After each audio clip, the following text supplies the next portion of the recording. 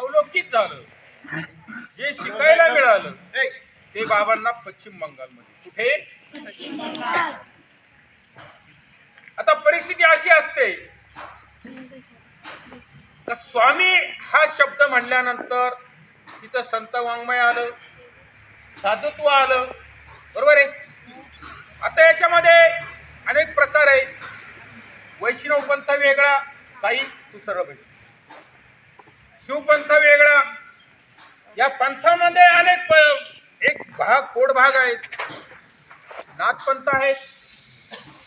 नाथपंथामध्ये काही अवघड नाथ संप्रदाय, काही कानफाडी म्हणतात.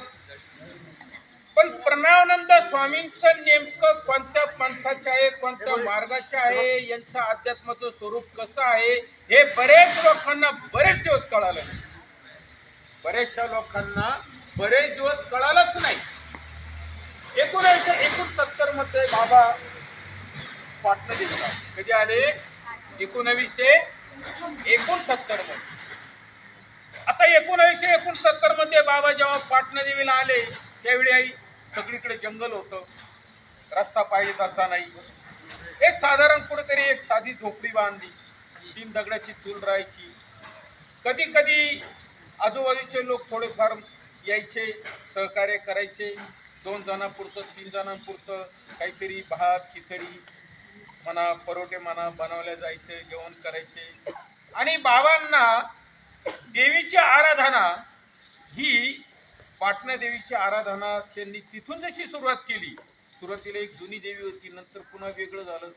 बाबांना असं खूप वाटत होतं.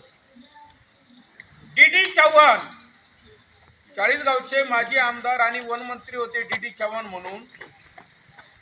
त्यांना सुद्धा बाबांनी विनवणी केली होती. आम्ही तिथे शाळेतच होतो, 11वी 12वी होतो मी 80-81 मध्ये, की बाबा या पाटणा देवीचा डेव्हलप कसा होईल, विकास कसा होईल. तुम्ही वनमंत्री आहात. ताई चष्म्यावाली ताई इकडे लक्ष द्या. आणि मग तुम्ही जर ठरवलं का ह्या जंगलातून ह्या अरण्यातून काहीतरी 1-2 एकर जागा आपण मिळवू आणि विकास करू.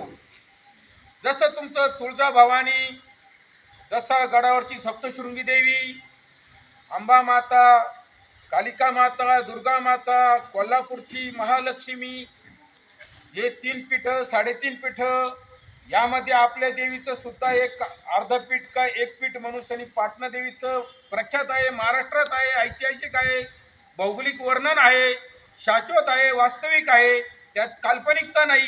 मग एवढं असताना